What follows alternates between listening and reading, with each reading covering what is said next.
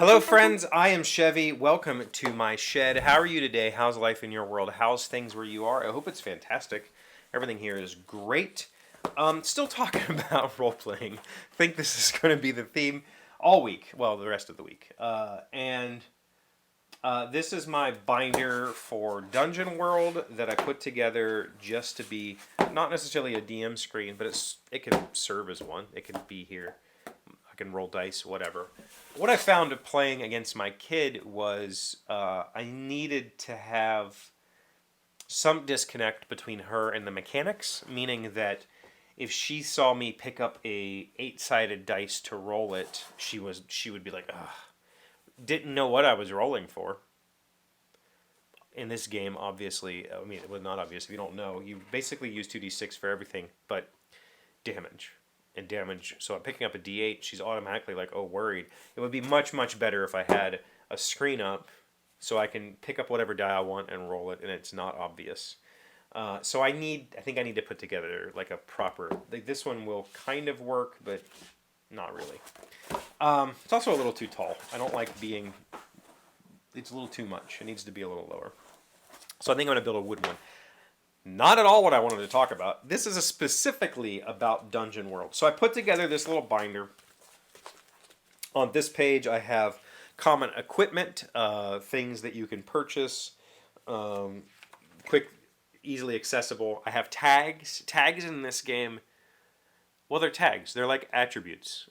Just like any card game or board game, you have tags that define some sort of mechanism. For instance, let's look at messy. Messy says it does damage in a particularly destructive way, ripping people and things apart. So when you see that, it should help you with the fiction of describing how this thing does damage, or whatever. I have a cheat sheet of GM moves. This is a concept in this game that is different, very, very different from what I'm used to.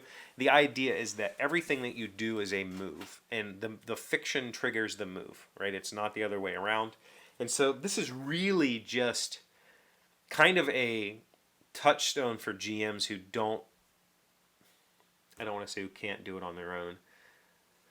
If you need help with the fiction, you can look at your moves and go, all right, the players are like, all right, what's happening? And you go, I'm going to show signs of an approaching threat.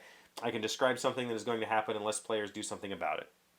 You're never supposed to say, I'm going to show signs of an approaching threat, but this gives you kind of a quick glance. You can say, all right, what haven't I done in a while? Oh, I haven't used up their resources. I haven't talked about incoming, doom or whatever. So I have that in there. I have a quick monsters definition sheet. This is what we're here to talk about, so we'll skip that page. I have a how to make monsters cheat sheet. This is a very quick little, you can just make up a monster on the fly. And that's perfect because I would rather create my own things than use store-bought stuff generally. But now that I say that, I showed this yesterday. I made my own monster manual of like the 20 or so things that I really like. And then I have a copy of the character's move sheet. These are things the characters can do. These are like hard and fast. If you say, I'm going to swing my sword, well, now you've triggered a hack and slash, and now you have to roll a hack and slash, right? So those are hard and fast by the rules. And then I have characters. Okay, what I want to talk about, though, is this concept in this game. And I don't know if this is a apocalypse world concept, or if this is unique to Dungeon World, or if this came from somewhere else. There's these sheets, and there's this whole section of the book dedicated to fronts. And the idea of a front is, like, we're fighting on two fronts or whatever. The idea of a front is a dungeon master's or a game master. It is just a record book for the game master to kind of keep the story organized. Not in a prescribed way, meaning that players do this, this happens, this happens, this happens, but in a general way of there's this threat in the world. If it's left unchecked, this is what's going to happen. If that's left unchecked, this happens. If that's unchecked, this happens. End goal is this giant, whatever, taking over the world, whatever. And so the idea is you take this sheet, you put down, here's the name of this particular front. Let's go with the example I just gave. The mad sorcerer is trying to open a gate to a cosmic chasm, releasing whatever's in there, right? So you'd write that down. The danger is there's particular types of danger, but opening a portal. The type of danger that would be impending doom, I think, is one of them. Or no, it would be cataclysm or summoning a god or whatever. You would say the doom that's coming is if this gate is opened, then Cthulhu is going to be let loose. So we have this grim portents. Grim portents are the signs that this is coming about. And this is those prescribed steps. This is the warlock has found the tome that describes the gate. That's grim portent number 1. And then grim portent number 2 is the warlock has found the components to create the gate. Grim portent number 3 is the warlock has subjugated, a kingdom into building this gate. Grim portent number 4 is the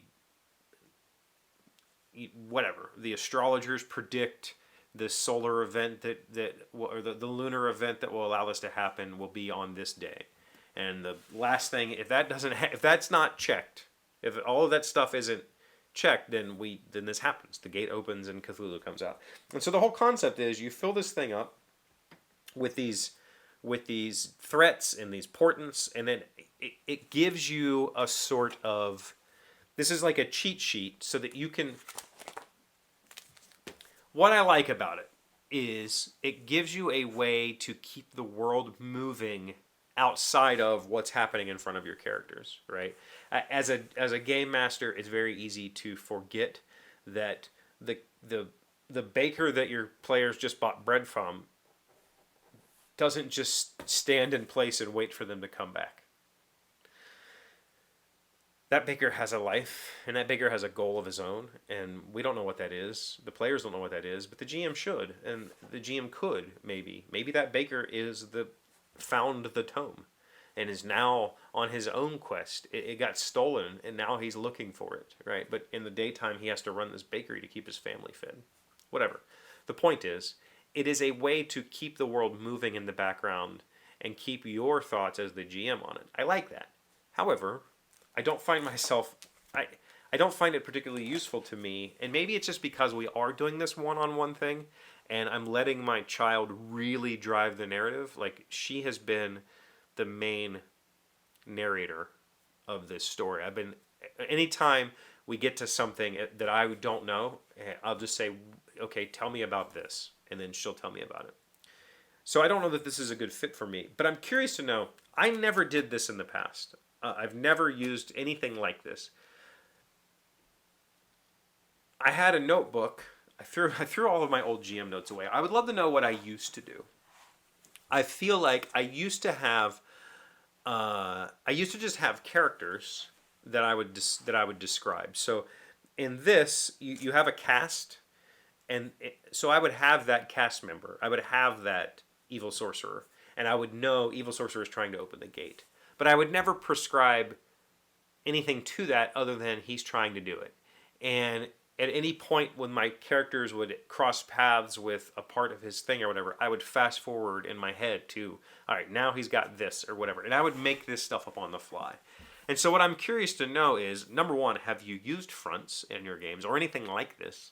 And number two, do you stick with it? Because I feel like this is completely contrary to ask questions and use the answers, or draw maps and leave blanks, which are like the principles of Dungeon World. It feels like I'm prescribing something that's going to happen, or that could happen, and that am I trying to push the game in that particular direction? I think the answer is no, and the book tells you the answer is no. Like, you can write these things, but the players might not give a crap at all, and maybe this does come to pass, and that's perfectly fine. Like, they've made that choice, right? But you, as the GM, your goal is to give them the information to give that decision gravity, so that they're not just doing whatever the hell they feel like doing.